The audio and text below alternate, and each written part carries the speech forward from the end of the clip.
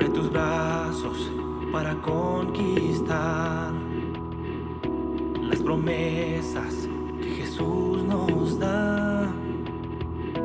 Solo espera y tú verás el milagro que Cristo hará. Un lugar para celebrar la victoria que su sangre nos da. Solo confía y cree en Él, que en familia lo encontrará. Hay un lugar para todos, en familia de Dios.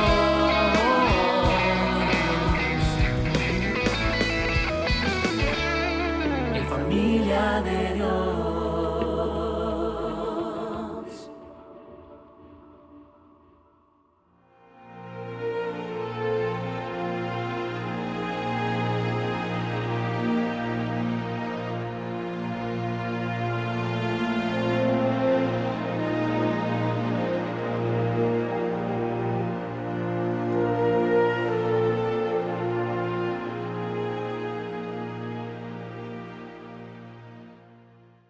Hoy en la serie titulada Adoración Bíblica estudiaremos a profundidad el Salmo 95.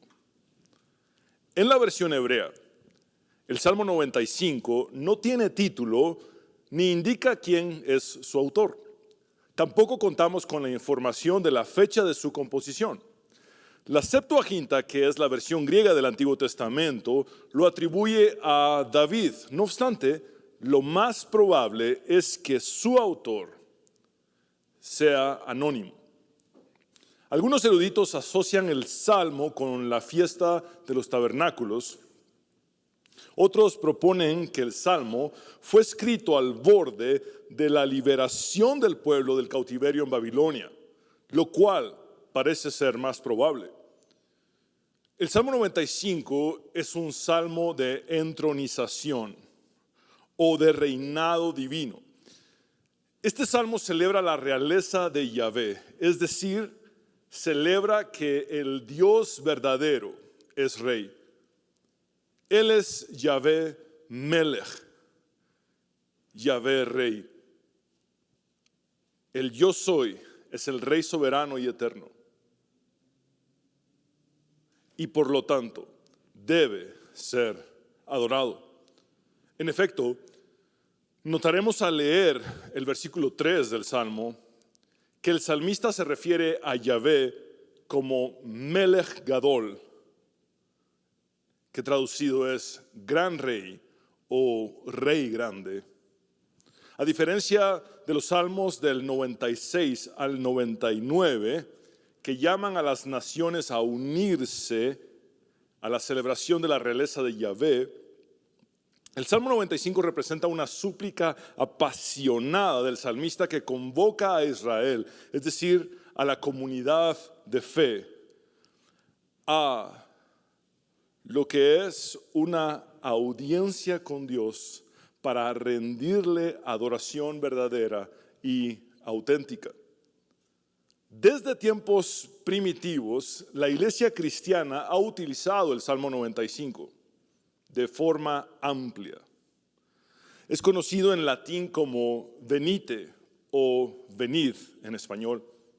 Alrededor de 5 siglos atrás, los reformadores ingleses establecieron en el libro de oración común que todas las mañanas el pueblo de Dios en Inglaterra debía entonar el Salmo 95, con excepción del día de Pascua, para el que otro cántico estaba asignado. El propósito de cantar tan frecuentemente el Salmo 95 era que los cristianos recordaran cuál es el objeto de presentarse ante Dios: adorarle y escuchar su voz, es decir, escuchar su palabra. Ciertamente, al leer el Salmo, notaremos a grandes rasgos que primeramente el salmista anima al pueblo a adorar a Dios y que luego en el desenlace del Salmo Dios irrumpe con su voz y habla su palabra a su pueblo. Dicho de otra manera, este salmo combina un himno de alabanza y un oráculo profético musicalizado para la adoración colectiva o corporativa. Vamos a leer el texto sagrado en el nombre del Padre, del Hijo y del Espíritu Santo. Vengan, cantemos con gozo al Señor, aclamemos con júbilo a la roca de nuestra salvación, vengamos ante su presencia con acción de gracias, aclamemos a Él con salmos, porque Dios grande es el Señor y Rey grande sobre todos los dioses, en cuya mano están las profundidades de la tierra, suyas son también las cumbres de los montes, suyo es el mar, pues Él lo hizo y sus manos formaron la tierra firme. Vengan, adoremos y postrémonos, doblemos la rodilla ante el Señor nuestro Hacedor, porque Él es nuestro Dios y nosotros el pueblo de su prado y las ovejas de su mano. Si ustedes oyen hoy su voz, noten cómo a partir del versículo 8 inicia el oráculo divino, la voz de Dios que amonesta a los suyos, advirtiéndoles que no se aparten de la adoración verdadera. No endurezcan su corazón como en Meribá, como en el día de Masá en el desierto, cuando sus padres me tentaron, me pusieron a prueba, aunque habían visto mi obra. Por 40 años me repugnó aquella generación y dije, es un pueblo que se desvía en su corazón y no conocen mis caminos. Por tanto juré en mi ira, ciertamente no entrarán en mi reposo. El Salmo 95 se divide en 3 estrofas. Notaremos que las primeras 2 estrofas comienzan cada una con una exhortación pública a la comunidad de fe con 2 imperativos hebreos, uno en el versículo 1 y otro en el versículo 6. Ambos se traducen como vengan. Vamos entonces a la primera estrofa, el llamado a la adoración verdadera. Esta porción del Salmo involucra el adorar a Dios con un ánimo festivo. Debemos observar que el salmista enfatiza el gozo en la adoración. Él está convencido de que la presencia de Dios es una realidad absoluta. Y dice, vengan, cantemos con gozo al Señor. La exhortación es a acercarse y es plural. Está dirigida a toda la comunidad del pueblo de Dios, invitando a todos, sin excepción, a lo que parece ser un culto enérgico y ruidoso de celebración y exaltación a Dios. El salmista continúa diciendo, aclamemos con júbilo. El verbo hebreo ruah literalmente significa gritar de alegría. Noten cómo Dios nos habla a través del salmista para hacernos ver que Él anhela que le expresemos con exuberancia nuestra adoración. Como muy bien lo observa Wilcock, la adoración nunca tiene que convertirse en una actividad irreflexiva y mecánica. La adoración no anula las emociones, sino que enciende los afectos del corazón.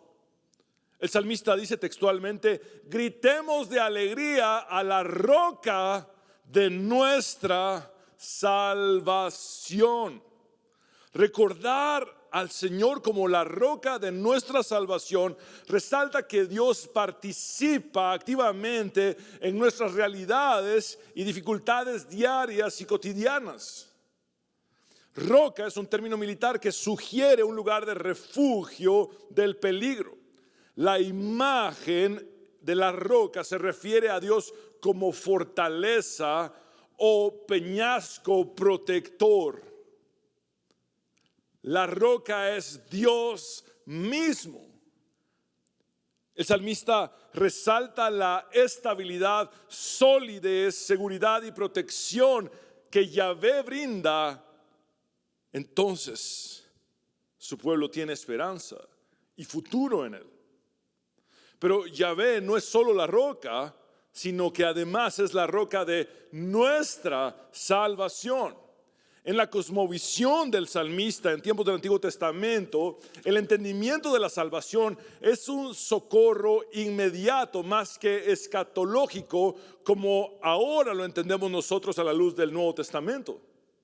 Es decir, para el salmista, el Dios que es la roca salva a los suyos interviniendo primordialmente para ayudarlos y auxiliarlos de forma urgente en el aquí y el ahora. Versículo 2, vengamos ante su presencia.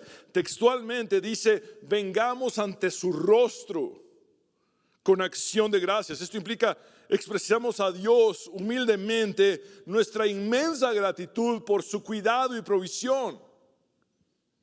Aclamemos. Literalmente, esta palabra hebrea es gritemos de alegría a Él con salmos. El énfasis del salmista nos insta como adoradores a estar a la altura de las circunstancias, ya que nos hemos presentado delante del Dios verdadero y debemos asegurarnos entonces de rendirle nuestra adoración, haciendo nuestras preocupaciones y apatía a un lado, quitando todo estorbo, enfocándonos solamente en el Señor y entregándonos, rindiéndonos por completo a Él.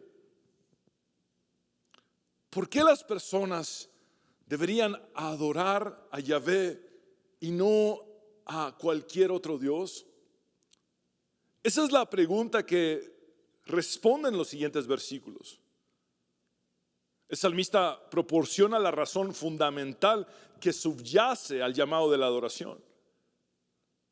El Salmo 95 continúa desglosándose, mostrándonos que el contenido de nuestra adoración es Dios mismo, quien es nuestro Rey, Creador y Pastor. Versículo 3, porque Dios grande es el Señor Yahvé, y Rey grande sobre todos los dioses. Este tema de la realeza y la grandeza del Dios verdadero y la inferioridad y la falsedad de otros dioses es abordada también en el siguiente salmo, es decir, en el Salmo 96, en el que el salmista declara: porque grande es el Señor y muy digno de ser alabado, temible es Él sobre todos los dioses, porque todos los dioses de los pueblos son ídolos, pero el Señor hizo los cielos. En el panteón de Mesopotamia, los dioses tenían diversas jurisdicciones y funciones. Sin embargo, en Israel, Yahvé concentra la totalidad del poder y Él es Señor sobre todo, incluyendo lo terrenal y lo espiritual. Fue Yahvé quien hizo los cielos, no los ídolos, de modo que solamente Él es digno de toda adoración. Si como los eruditos más acertados proponen, el Salmo 95 fue escrito al borde de la liberación del pueblo del cautiverio en Babilonia, esto significa que mientras los hebreos intentaban deshacerse del yugo y los rezagos de Babilonia, que era la cuna de la idolatría, era importante que entendieran la impotencia de los ídolos y el inmenso poder del Dios verdadero, Yahvé, a quien tristemente ellos habían despreciado recurrentemente como un pueblo con una historia manchada constantemente por la idolatría. Yahvé es quien gobierna y reina, no los míticos dioses falsos que no son más que el resultado de la imaginación de las religiones paganas. El Salmo exhorta a sus lectores a adorar solamente al Señor porque Él es el único Dios verdadero. Es por esto que después de presentar a Yahvé como el Dios grande y Rey grande, el salmista sigue proclamando el poder supremo de Yahvé, el cual ha sido evidenciado en su creación del universo. El autor del Salmo dice en el versículo 4, en cuya mano están las profundidades de la tierra. En el mundo antiguo, las profundidades de la tierra eran asociadas con el inframundo. Y se creía que este estaba dominado por poderes sombríos. El salmista derriba este mito y declara que las profundidades de la tierra están en la mano del Dios creador. Y continúa diciendo, suyas son también las cumbres de los montes. Esta es otra declaración anti-idolátrica, ya que en la antigüedad se creía que las cumbres de los montes eran las moradas de los dioses. Nuevamente, el salmista derrumba una creencia popular, afirmando que el Dios que hizo las cumbres de los montes es el dueño y señor de toda su creación. Noten el contraste intencional entre las profundidades de la tierra y las cumbres de los montes. El salmista alude a las dos extremidades de la tierra, lo más bajo y lo más alto, implicando que toda la tierra le pertenece a su creador. Versículo 5, suyo es el mar, pues él lo hizo. Para los paganos, el mar representaba un poder caótico, incluso más antiguo que los dioses. Y este no podía ser conquistado sin una lucha encarnizada. El salmista destruye esta superstición simplemente evidenciando que el mar le pertenece al Dios creador, porque Él lo hizo. El poder de Yahvé sobre el mar demuestra que Él es verdaderamente el Dios grande y sus manos formaron la tierra firme. Vemos otro contraste intencional entre el mar y la tierra firme, implicando que el poder de Dios está sobre la totalidad de lo creado. Quiero llamar su atención sobre lo siguiente. En la primera parte del versículo 4, el salmista dice, en cuya mano están las profundidades de la tierra. Y al final del versículo 5 expresa, y sus manos formaron la tierra firme. Entonces la tierra ha sido formada y sigue siendo sostenida por Yahvé, el Dios creador. El salmista se refiere entonces al control de Dios sobre todo lo que Él ha hecho. Dios, el creador de todo, es también el sustentador de todo. Yahvé es digno de adoración porque Él es el soberano sobre el cosmos. Eso es precisamente lo que David, el adorador por excelencia, celebra en Primera de Crónicas 29, 11 al 13. Tuya es, oh Señor, la grandeza y el poder, y la gloria y la victoria y la majestad en verdad. Todo lo que hay en los cielos y en la tierra, tuyo es el dominio, oh Señor, y te exaltas como soberano sobre todo. De ti proceden la riqueza y el honor. Tú reinas sobre todo, y en tu mano están el poder y la fortaleza, y en tu mano está engrandecer y fortalecer a todos. Ahora pues, Dios nuestro, te damos gracias y alabamos tu glorioso nombre. El llamado a la adoración verdadera sigue vigente para nosotros. Celebremos pues con gozo a nuestro Dios. Él es el Dios grande. Él es Yahvé, el gran rey, el creador del universo.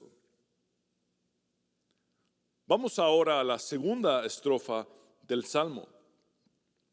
En esta sección encontramos la naturaleza de la adoración verdadera. Esta porción del Salmo involucra el adorar a Dios con un ánimo contemplativo. Recordemos que la primera estrofa tiene un ánimo festivo. Y ahora en esta segunda estrofa el salmista profundiza en un ánimo contemplativo de adoración. Y al igual que en el versículo 1, el autor del Salmo abre esta segunda estrofa usando un verbo imperativo más para convocar y exhortar al pueblo diciendo, vengan una vez más. No obstante, ahora el ánimo cambia de festividad ruidosa a una contemplación reverente y dice, adoremos. Este es el verbo hebreo shahá, que esta versión traduce evidentemente como adoremos. En la primera parte de la serie Adoración Bíblica, les hice ver que cuando estudiamos en la Biblia las expresiones físicas o gestos corporales de adoración, observamos en su compendio dos términos fundamentales y principales. El primero lo hallamos en el Antiguo Testamento y es precisamente esta palabra hebrea, shahá, que encontramos justo aquí. Y el otro término lo encontramos en el Nuevo Testamento y es la palabra griega proskuneo. Y aunque ambas palabras, tanto shahá como proskuneo, se traducen como adorar, su sentido más literal es postrarse. Simplificando aún más lo que he dicho, las palabras del salmista pueden traducirse ya sea como vengan, adoremos o vengan, postrémonos. Luego el salmista continúa diciendo, y postrémonos. Aunque parezca una redundancia, esta es una palabra diferente a shahá. Este es el término kará y significa inclinarse. Entonces textualmente el salmista dice, vengan, postrémonos, inclinémonos. Y continúa diciendo, doblemos la rodilla ante el Señor nuestro Hacedor. Ahora, observen cómo la versión de la palabra de Dios para todos traduce la palabra shahá como postrémonos en lugar de adoremos, y la palabra kará como inclinémonos en lugar de postrémonos. Leamos el texto para verlo con mayor claridad. Vengan, postrémonos, inclinémonos, arrodillémonos ante el Señor nuestro Creador. Noten el énfasis del salmista en que el pueblo de Dios baje, baje y baje. Se postre, se incline, se arrodille ante Yahvé, el creador de la humanidad. Nosotros descendemos y nos humillamos para exaltar y adorar al Señor. Al postrarnos o al adorar, aceptamos con un gesto o representación física cuál es nuestro lugar y nuestra posición. Y reconocemos cuál es el lugar y la posición del Dios que está sobre todo. Esta genuflexión, doblar de rodillas o postración, es autohumillación, sumisión, subordinación, dependencia, rendición, reverencia, exaltación, adoración a Dios. Al ser nuestro Creador, le pertenecemos. Somos suyos y debemos adorarle.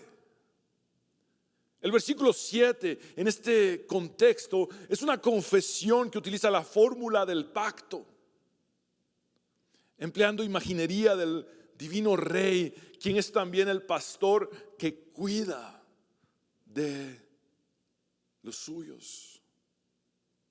El salmista declara, porque Él es nuestro Dios. Nosotros como su creación le pertenecemos y por eso Él es nuestro.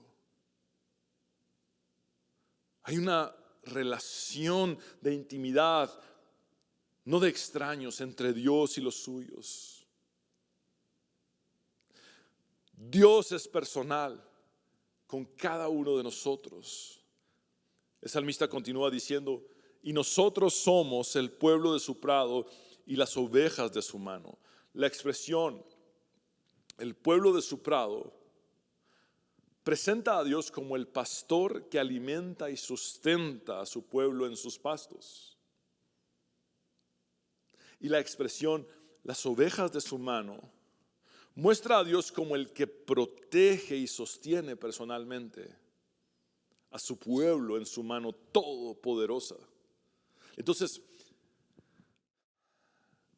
podemos estar confiados. John Stott comenta acertadamente que Dios está por encima de nosotros en su grandeza, pero cercano en su bondad para con los suyos.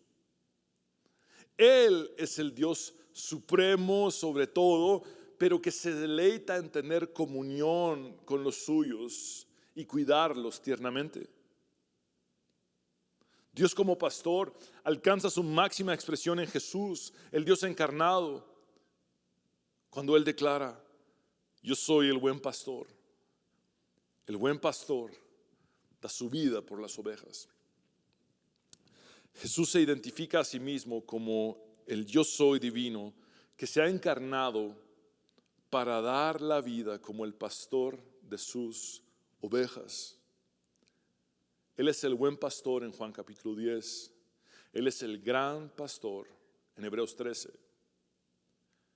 Él es el príncipe de los pastores o el pastor supremo en Primera de Pedro capítulo 5. Es por esto que el apóstol Pedro en su primera carta afirma contundentemente que la iglesia de Jesucristo es ahora en el nuevo pacto el pueblo de Dios, diciendo: pero ustedes son linaje escogido, real sacerdocio, nación santa, pueblo adquirido por Dios para que anuncien los hechos maravillosos de aquel que los llamó de las tinieblas a su luz admirable. Antes ustedes no eran un pueblo, pero ahora son el pueblo de Dios. Antes no habían sido compadecidos, pero ahora ya han sido compadecidos. En el nuevo pacto, nosotros, su iglesia, somos el pueblo de su prado y las ovejas de su mano.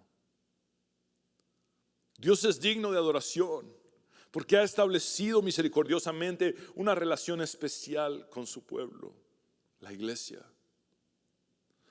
Vamos ahora a la tercera y última estrofa del Salmo 95. La evidencia de la adoración verdadera. El salmista expresa: si ustedes oyen hoy su voz. Las palabras "si ustedes oyen hoy su voz" expresan el deseo intenso del salmista, cuyo sentido es: si ustedes obedecen hoy su voz. Insisto, oír la voz de Dios en este contexto equivale a obedecer la voz de Dios. Con la palabra hoy, el salmista incluye también un sentido de urgencia, incitando a su audiencia a tomar una decisión de inmediato. Y es justo después de decir estas palabras que el salmista parece salir de la escena. Y entonces Dios irrumpe con su voz, haciéndole una advertencia contundente a su pueblo, diciendo: no endurezcan su corazón como en Meribá, como en el día de Masá en el desierto, en los días del Éxodo. Los israelitas se quejaron de sed.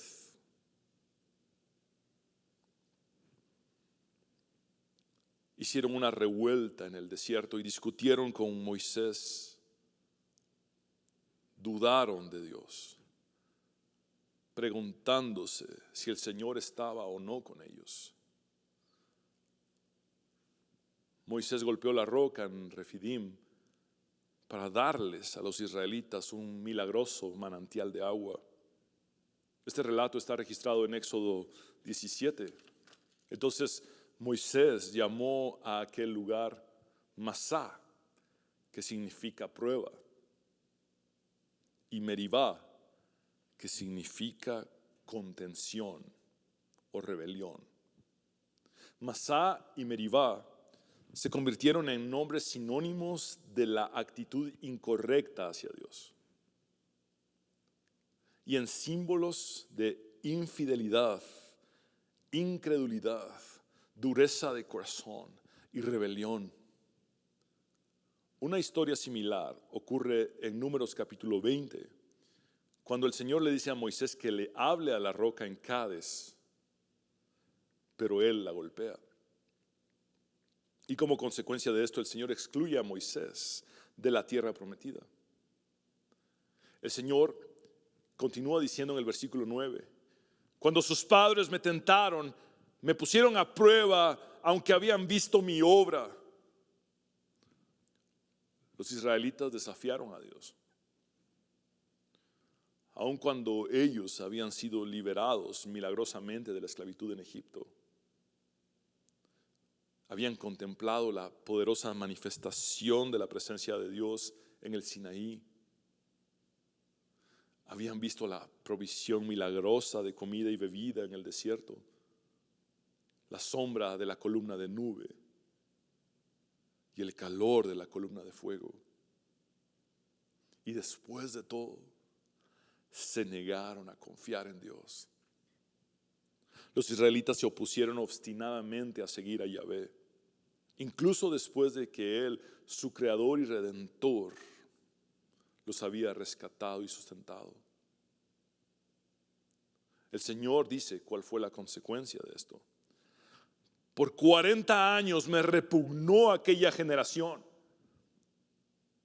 Dios rescató de Egipto a la generación del desierto, pero nunca les permitió entrar a la tierra prometida debido a su rebelión. Él continúa con estas palabras. Y dije, es un pueblo que se desvía en su corazón y no conocen mis caminos. Los hebreos llegaron hasta preguntarse si Dios los había sacado de Egipto con la intención cruel de dejarlos morir en el desierto. No conocen mis caminos. Implica a grandes rasgos, no me conocen. No llegaron a conocerme. No conocen mi carácter, ni mi naturaleza. No conocen mi actuar bondadoso. No confían en mi fidelidad,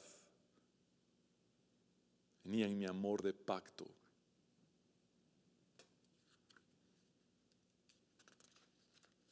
Para Dios, la incredulidad de la generación del desierto fue el aspecto más repugnante de su rebelión.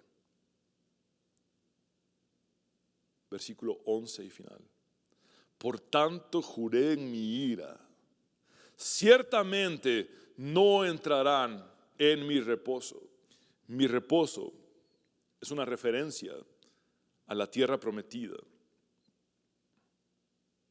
el lugar al que esa generación no entró.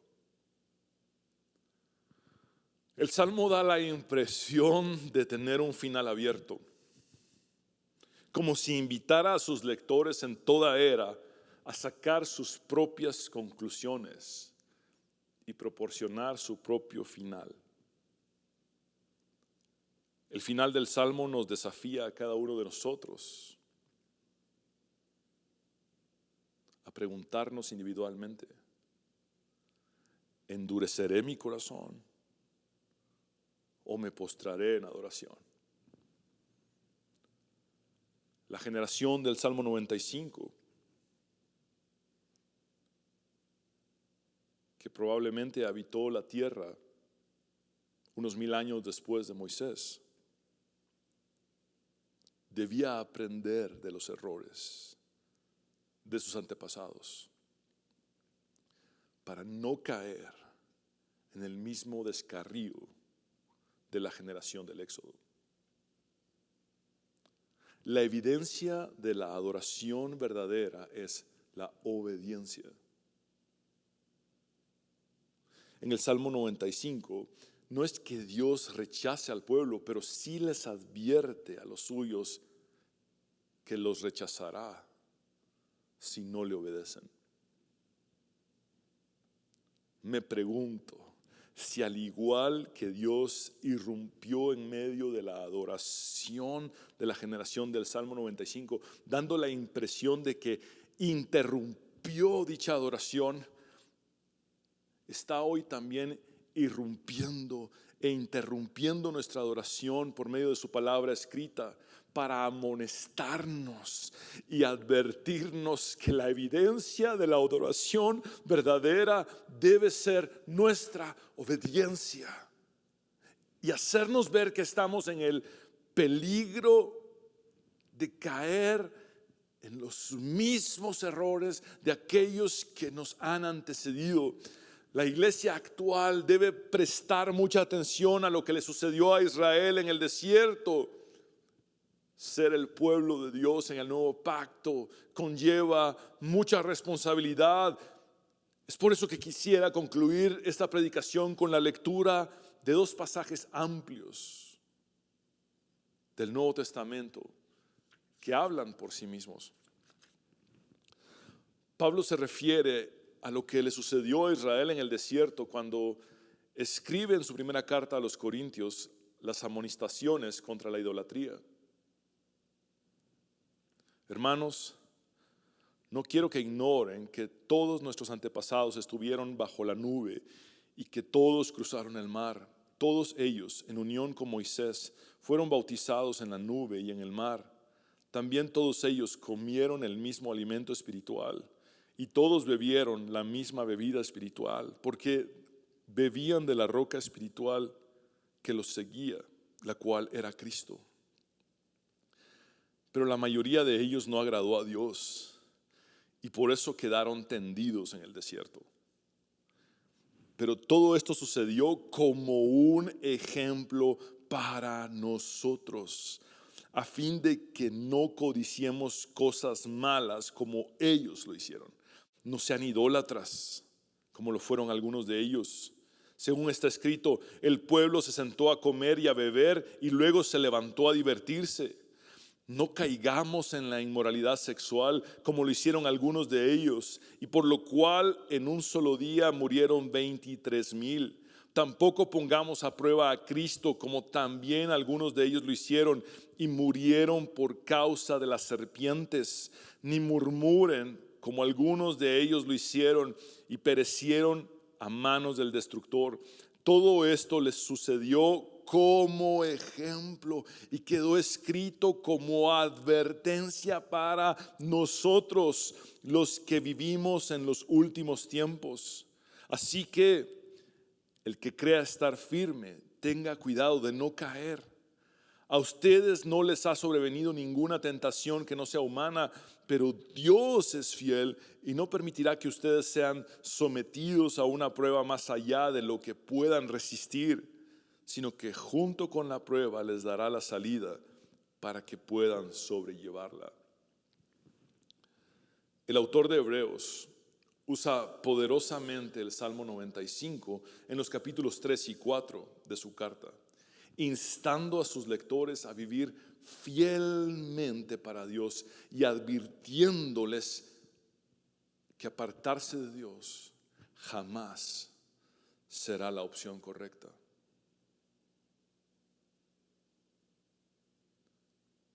Y dice así: por lo cual, como dice el Espíritu Santo, y cita el Salmo 95, si ustedes oyen hoy su voz, no endurezcan sus corazones como en la provocación, como en el día de la prueba en el desierto, donde sus padres me tentaron y me pusieron a prueba y vieron mis obras por 40 años, por lo cual yo me disgusté con aquella generación y dije: siempre se desvían en su corazón y no han conocido mis caminos.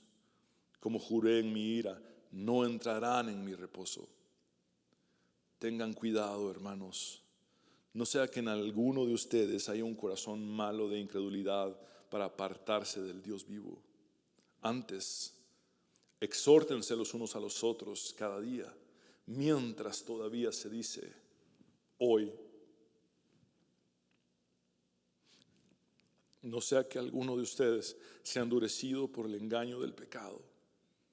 porque somos hechos partícipes de Cristo, si es que retenemos firme hasta el fin el principio de nuestra seguridad, por lo cual se dice, si ustedes oyen hoy su voz, no endurezcan sus corazones como en la provocación. Porque ¿quiénes habiendo oído lo provocaron?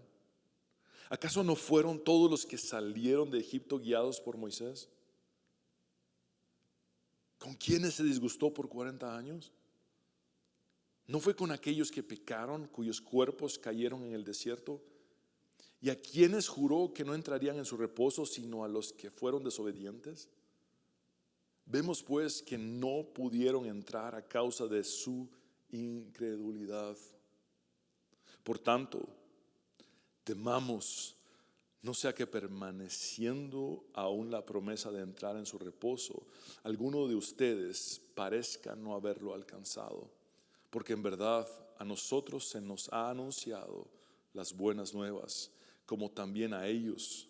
Pero la palabra que ellos oyeron no les aprovechó por no ir acompañada por la fe en los que la oyeron. Porque los que hemos creído entramos en ese reposo, tal como Él ha dicho. Como juré en mi ira, no entrarán en mi reposo. Aunque las obras de Él estaban acabadas desde la fundación del mundo. Porque así ha dicho en cierto lugar acerca del séptimo día, y Dios reposó en el séptimo día de todas sus obras. Y otra vez en este pasaje, no entrarán en mi reposo.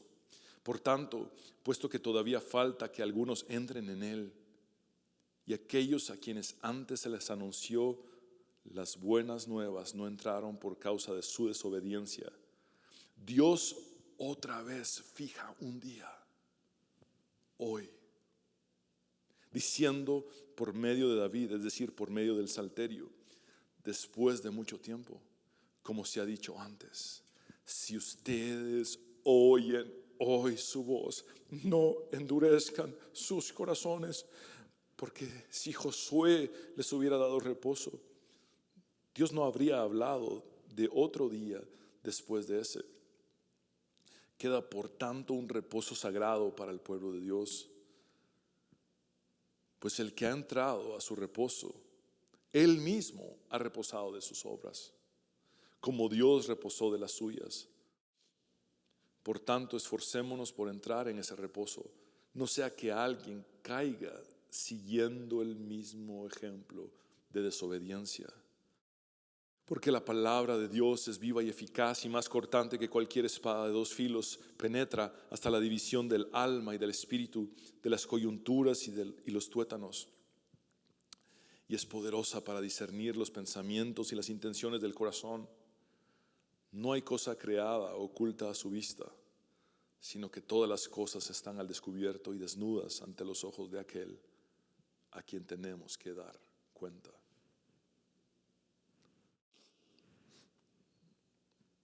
En el nuevo pacto,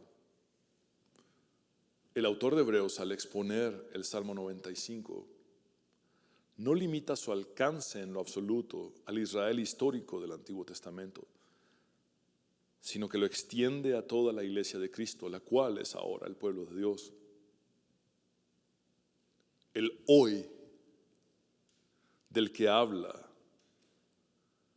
es este mismo momento.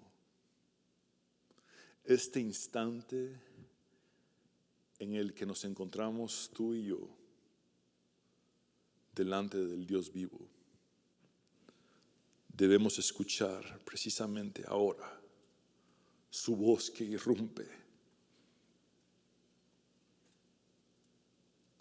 El ustedes se refiere a nosotros. El reposo prometido no es Canaán, sino la salvación que hemos recibido gracias al sacrificio redentor de nuestro Señor Jesucristo. Él es nuestro poderoso Salvador. Warren Wiersbe aporta lo siguiente: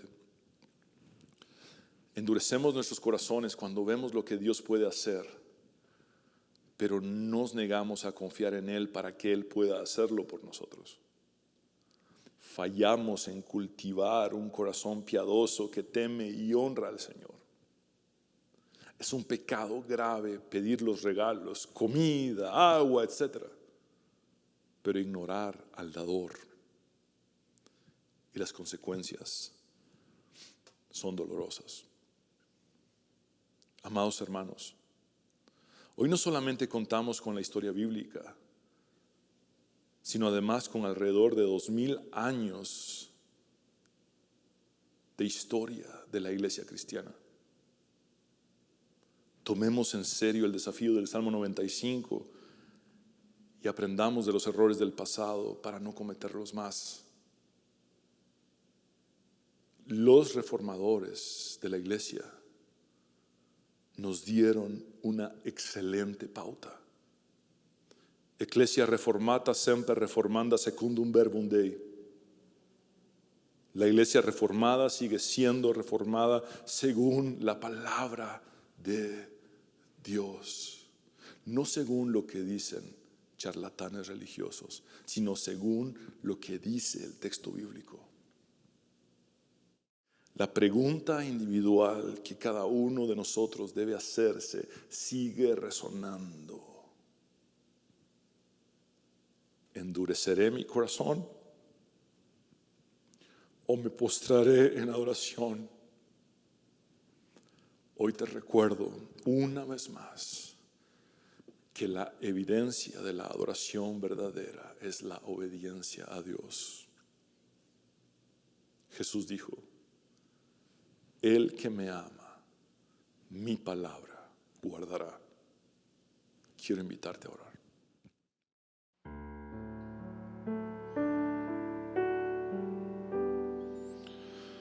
Amado Dios, henos aquí. Venimos ante ti con un ánimo de celebración y gozo. Asimismo con un ánimo contemplativo de adoración.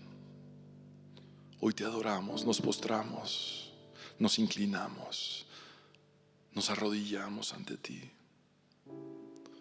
recordando cuál es nuestro lugar y nuestra posición,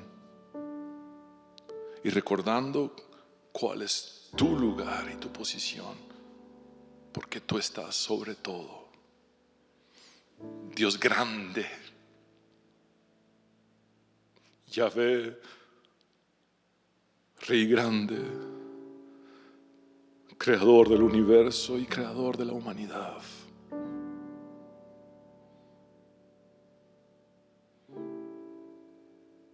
Hoy te damos gloria a ti.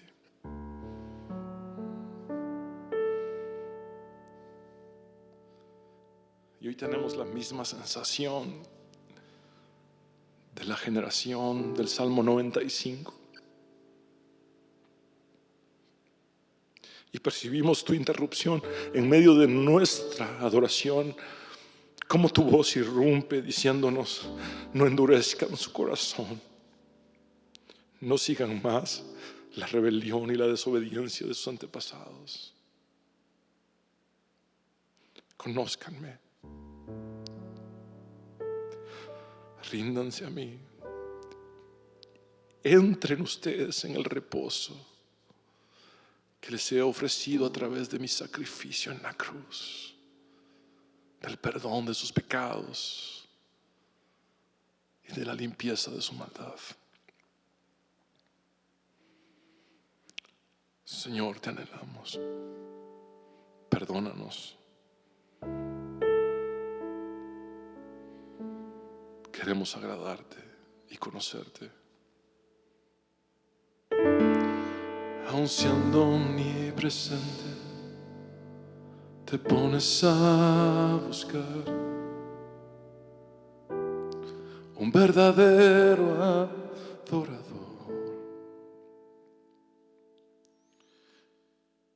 Y en tantas ocasiones me he llegado a preguntar si alguna vez me me has de mirar. Tus discípulos dijeron: enséñanos a orar. Mas yo te ruego,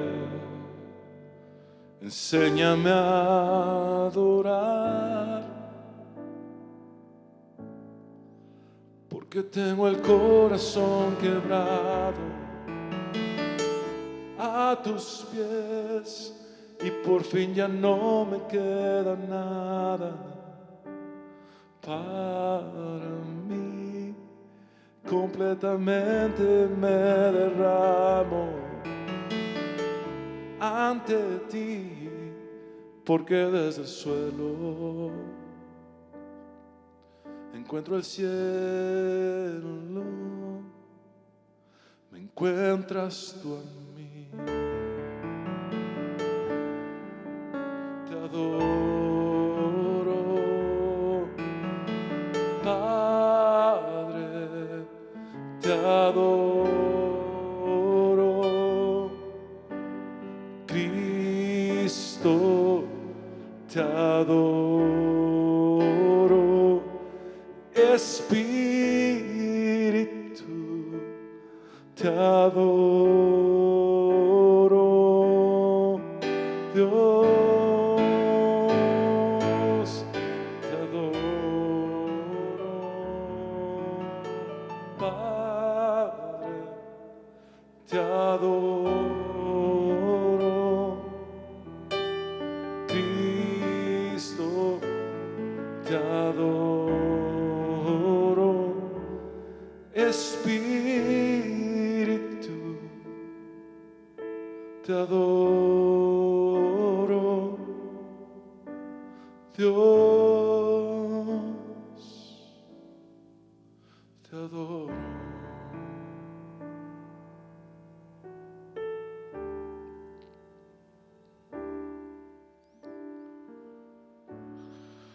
Quiero hablar contigo, hombre y mujer, que necesitas rendir tu vida a Jesús. Haz lo que dice el apóstol Pablo en Romanos capítulo 10. Cree con tu corazón y confiesa con tus labios que Jesucristo es el Señor.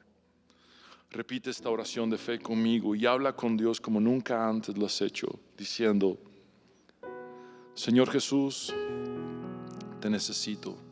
Reconozco que soy pecador, pero también sé que tú moriste en la cruz para perdonar mis pecados y limpiarme de toda mi maldad. Creo en tu resurrección al tercer día. Me entrego a ti. Sálvame, Jesús. Hoy recibo la vida eterna.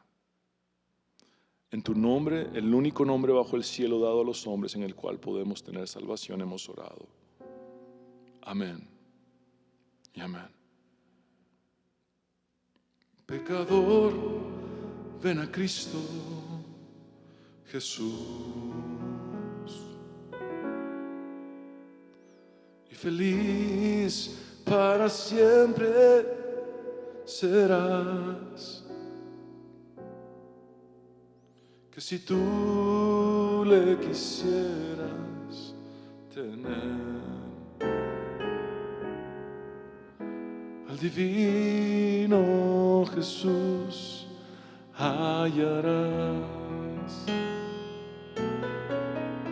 Ven a Él, ven a Él, que te espera tu buen Salvador.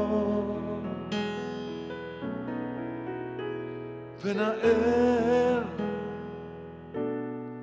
ven a Él, que te espera tu buen Salvador.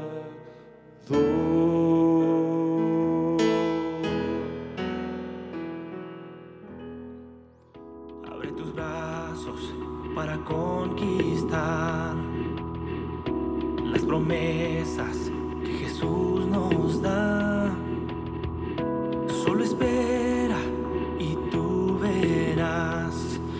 milagro que Cristo hará. Un lugar para celebrar la victoria que su sangre nos da. Solo confía y créele que en familia lo encontrará. Hay un lugar para todos, de familia de Dios.